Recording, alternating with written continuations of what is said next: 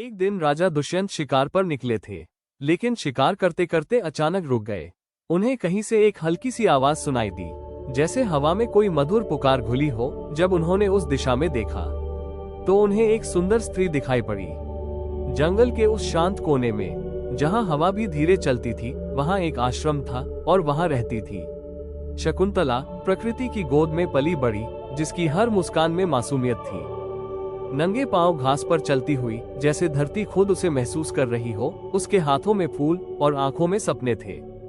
वो पक्षियों से बात करती और पेड़ों से अपना दर्द कहती। उसकी सादगी ही उसकी सबसे बड़ी सुंदरता थी। कोई आभूषण नहीं, फिर भी वो किसी रानी से कम नहीं। उसकी आंखों में एक गहराई थी, जैसे वो संसार को समझती हो। और उसी पल राजा दुष्यंत ने उसे देखा और समय जैसे थम गया। दो अलग दुनिया एक ही पल में मिल गई। राजा जिसने कभी हार नहीं देखी और एक कन्या जिसने कभी लालच नहीं जाना। उनकी पहली नजर एक कहानी बन गई। बिना शब्दों के उनके दिल बात करने लगे। हर मुलाकात और भी गहरी हो गई। प्रकृति उनके प्रेम की साक्षी बनी। हवा भी जैसे उनके लिए बह रही थी। शकुंतला की मुस्कान राजा के दिल को जीत चुकी थी और राजा की ताकत अब प्रेम में बदल चुकी थी। उन्हें पता नहीं था कि यह प्रेम इतना आसान नहीं होगा। जंगल के बीच अग्नि को साक्षी बनाकर दो दिलों ने एक होने का निर्णय लिया। कोई राजसी समारोह नहीं, कोई भीड़ नहीं, बस प्रकृति और उनका प्रेम। उन्होंने एक दूसरे का हाथ थामा और वचन लिए, साथ निभाने के हर परिस्थिति में। फूलों की वर्षा जैसे प्रकृति भी उन्हें आशीर्वाद दे रही हो। अग्नि की लपटें उनके प्रेम की गवाह बनी। यह विवाह सिर्फ एक रस्म नहीं, यह एक वादा था जो समय से भी बड़ा था। लेकिन हर प्रेम कहानी में एक परीक्षा होती है। राजा को लौटना पड़ा।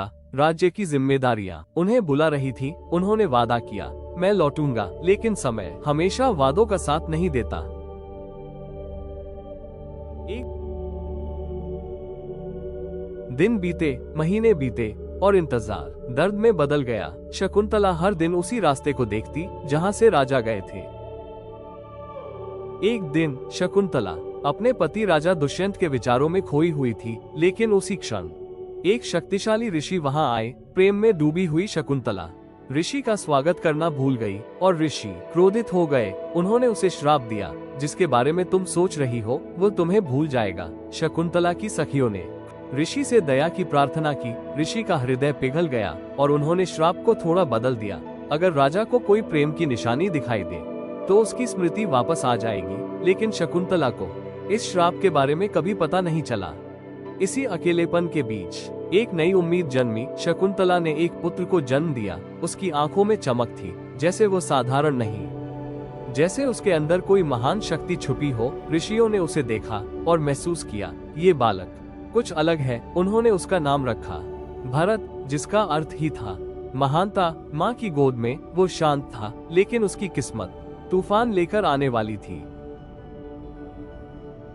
बचपन से ही भरत में डर का नाम नहीं था। जहां दूसरे बच्चे छिपते वो आगे बढ़ता। वो जंगल में खेलता, जानवरों के बीच, जैसे वे उसके अपने हों। वो बंदरों के साथ जंगल में भागता दौड़ता खेलता था, और जब भी कोई खतरा आता तो वो उन्हें उस खतरे से बचाता था। एक दिन उसने शेर के सामने कदम रखा। सब डर गए, लेकिन भरत नहीं। उसने शेर का मुंह खोला, डर से नहीं बल्कि जिज्ञासा से, और शेर शांत रहा। जंगल ने मान लिया, ये बालक साधारण नहीं, ये भविष्य का राजा है। शकुंतला अब और इंतजार नहीं कर सकती थी। सालों का इंतजार अब थकान बन चुका था। उसकी आंखों में उम्मीद अभी भी थी, लेकिन दिल में दर्द गहरा हो चुका था। उसने अपने बेटे का हाथ थामा और एक बड़ा निर्णय लिया। अब वो सच्चाई जानने जाएगी। जंगल से बाहर निकलकर राजमहल की ओर, जहां उसके अतीत का उत्तर छुपा था।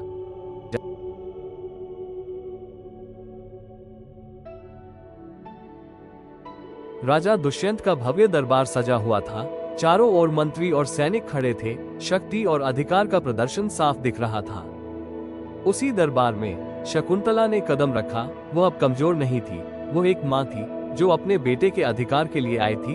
उसकी आंखों में डर नहीं, सिर्फ सच्चाई थी और न्याय की मांग थी। लेकिन राजा शांत खड़े रहे। उन्होंने शकुंतला की ओर देखा, पर उनके चेहरे पर कोई पहचान नहीं थी। और फिर उन्होंने वो शब्द कहे जिन्होंने सब कुछ तोड़ दिया।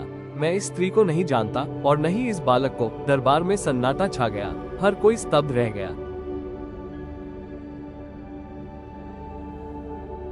और तभी आसमान से एक आवाज गूंजी। पूरा दरबार उस आवाज से कांप उठा। यह कोई साधारण आवाज नहीं थी, ये सत्य की आवाज थी। ये बालक भरत है, राजा दुष्यंत का पुत्र। सभी स्तब्ध रह गए। सच्चाई अब छुप नहीं सकती थी। दिव्य शक्ति ने स्वयं उसे उजागर कर दिया। सत्य को देर तक छुपाया जा सकता है, लेकिन उसे नकारा नहीं जा सकता। राजा दुष्यंत सिंहासन से नीचे उतरे। अब वो सिर्फ राजा नहीं थे, एक पिता थे। उन्होंने भरत को देखा और अपनी गलती को स्वीकार किया। उनकी आंखों में पश्चाताप था और दिल में प्रेम। आखिरकार सत्य की जीत हुई। भरत को उसकी पहचान मिल चुकी थी, लेकिन क्या यही उसकी मंजिल थी? क्या वो सिर्फ एक सिंहासन का उत्तराधिकारी बनेगा या उससे भी कुछ बड़ा करेगा? वो दिन आ ही गया जब जंगल का निडर बालक राजमहल की दहलीज पर खड़ा था। ये दुनिया उसके जंगल से बिल्कुल अलग थी, लेकिन उसकी आंखों में डर नहीं था, सिर्फ आत्मविश्वास था। राजकीय प्रशिक्षण मैदान, जहां योद्धा अपनी शक्ति साबित करते थे। भरत ने कदम रखा और सबकी नजरें उसी पर टिक गईं। उसने तलवार उठाई और अभ्यास शुरू किया। हर वार सटीक और तेज, जैसे वो जन्म से ही योद्धा हो। सैनिक एक दूसरे को देखने लगे। यह कोई साधारण बालक नहीं, उसकी ताकत, उसका आत्मविश्वास सबको चौंका रहा था। फुसफुसाहट शुरू हो गई। क्या यही भविष्य का राजा है? राजमहल में ऋषि उसे शिक्षा दे रहे थे। राजनीति, धर्म, कर्तव्य। भरत ध्यान से सुन रहा था। वो सिर्फ योद्धा नहीं, एक बुद्धिमान राजा बन रहा था।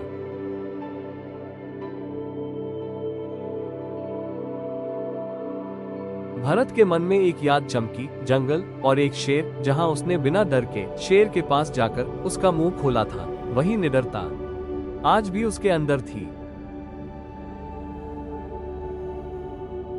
राजा दुष्यंत दूर से सब देख रहे थे। उनकी आंखों में गर्व था। ये सिर्फ एक राजकुमार नहीं, उनका बेटा था, जिसे वो अब पहचान चुके थे।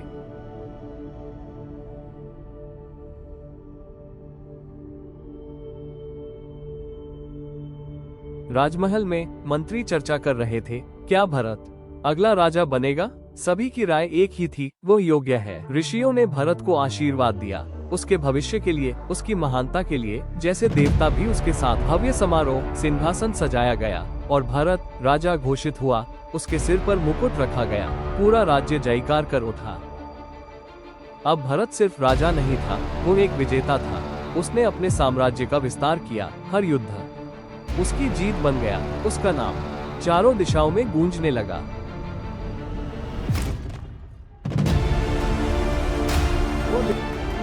राजा बनना आसान, लेकिन एक महान राजा बनना कठिन। राजमहल का प्रशिक्षण मैदान, जहां केवल सर्वश्रेष्ठ योद्धा ही टिक पाते थे। भरत वहां पहुंचा। भरत ने अपने राज्य को बदलना शुरू किया। सड़कें बनी, पानी पहुंचा, लोग खुश होने लगे। उसने शास्त्र सीखे ताकि सही और गलत का फर्क समझ सके। जब भी खतरा आया, वो खुद आगे बढ़ा और अपने लोगों की रक्षा की। रात में जब सब सोते थे, वो अकेले अभ्यास करता था और धीरे धीरे लोग उसे राजा नहीं, अपना रक्षक मानने लगे। सिर्फ सिंहासन का हकदार नहीं था, वो दिलों का राजा बन चुका था। लेकिन उसकी कहानी अभी शुरू हुई थी, क्योंकि वो सिर्फ एक राजा नहीं, एक युग था। क्या वो बनेगा इस धरती का सबसे महान सम्राट, या किस्मत उसके लिए कुछ और लिख चुकी है? अगले भाग में इस कहानी का सबसे बड़ा मोड़ सामने आएगा, क्योंकि यह कहानी अभी शुरू हुई है।